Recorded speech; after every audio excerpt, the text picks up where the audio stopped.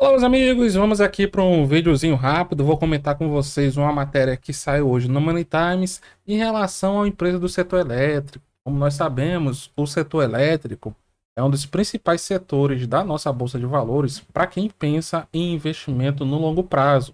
Lá é que estão empresas boas, empresas sólidas que pagam bons dividendos e ajudam a engordar os nossos investimentos. Só que uma dessas empresas ela tem vacilado bastante, meus amigos, que é justamente a AS Brasil, antiga AS Tietê. Então, de acordo aqui com a matéria, o Itaú ele recomenda a venda dessas ações porque os dividendos só devem ficar fortes lá em 2025. Então, agora teríamos opções bem melhores do que a AS Brasil. Então, vou dar uma olhadinha aqui nos principais pontos desta matéria. O Itaú recomendou aqui a venda dos papéis, alterou aqui, ó, de compra para venda e um preço-alvo em R$ 9,20. Deixa eu ver qual é o preço no dia que eu estou gravando.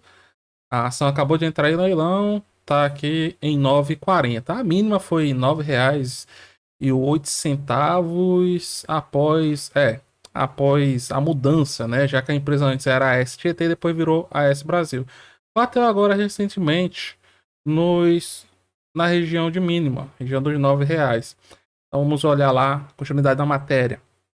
De acordo com o Itaú, a empresa é a mais sensível às mudanças nos preços de energia e no fator de ajuste de garantia física, que é esse GSF, que na prática determina o quanto cada usina vai receber. Por quê, meus amigos? Por quê?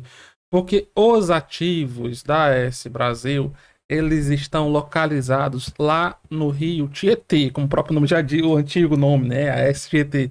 Estão localizadas no Rio Tietê e lá, meus amigos, é um local que é muito suscetível à seca. Inclusive, o estado de São Paulo, nessa região, passou por uma seca muito forte nos últimos anos. Então, apesar da companhia estar fazendo aqui uma diversificação muito importante, principalmente em investimentos na parte de energia eólica, a parte de hidrelétrica, as hidrelétricas preocupam bastante aqui no desempenho da companhia, certo? Na visão do Itaú, o curto prazo será desafiador para a empresa, dada sua alavancagem alta da taxa Selic aqui, por volta de 14%, e baixos preços na energia. E eu era um cara que acreditava na AS Brasil. Eu deixei de acreditar devido aos sucessivos aumentos de capital que a companhia fazia, meus amigos. Tanto que eu tinha uma posição nela, não era das maiores, mas acabei zerando justamente por isso. Não é uma coisa muito interessante uma companhia fazer sucessivos aumentos de capital, diluindo mais e mais os seus acionistas. Então você vai colocando cada vez mais recursos numa empresa que não paga dividendos, não paga dividendo, o dividend yield dela é irrisório. Enquanto isso, nós vamos ter no mesmo setor que ela, por exemplo, a Engie. A Engie que está com dividend yield muito melhor. Se formos pegar, porque a Engie e a S Brasil são aqui empresas que atuam na parte de geração, né? Elas são geradoras. Só que a Engie também tem uma participação lá, tá ingressando agora na parte de transmissão. Mas setor elétrico, cara, tem Taesa, tem outras empresas. Para que perder tempo numa empresa que tá assim mais complicada? Agora, dá para investir na SGT, que é a S Brasil, né, agora? O cara fica mudando os nomes, aí fica confuso na cabeça durante o tempo. Olha, cara, se eu não tivesse investimento nenhum aqui nessa companhia nunca, eu colocaria ela nos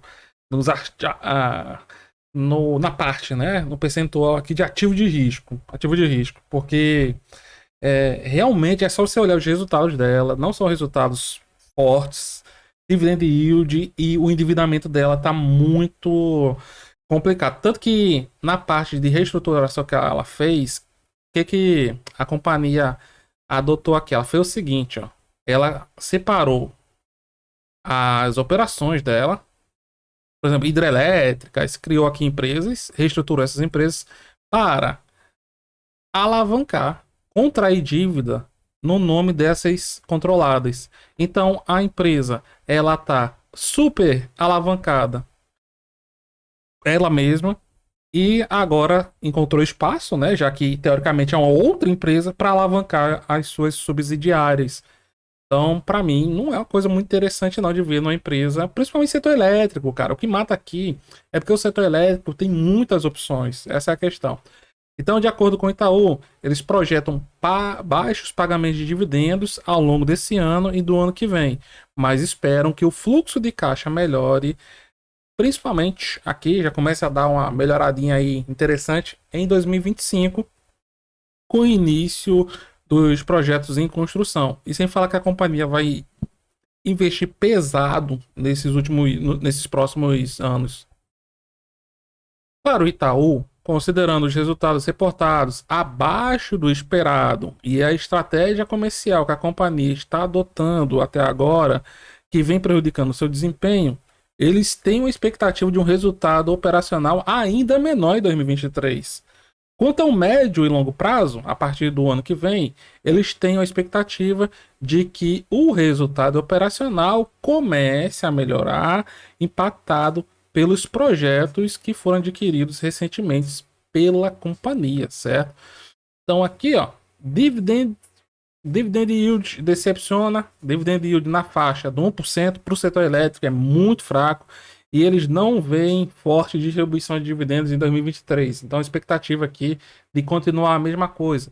No terceiro trimestre, a AES Brasil comprou a totalidade das ações das empresas que compõem o complexo eólico dos Araripe, Caetés e Cassinos. Apesar de seguir investindo em novas fontes, o diretor de relações com os investidores da AES Brasil, o José Ricardo Elbel, garante que os dividendos não serão prejudicados.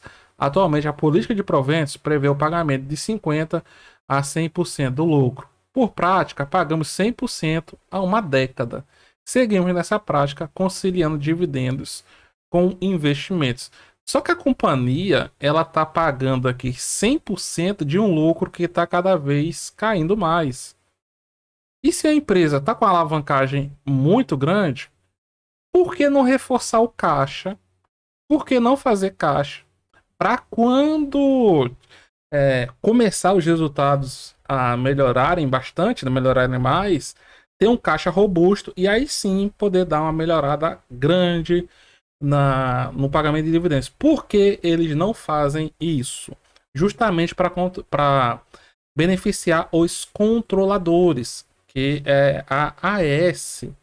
Por isso que eles não fazem isso. Para não mexer aqui com os controladores da companhia. Para eles sempre pegarem aqui a sua cota.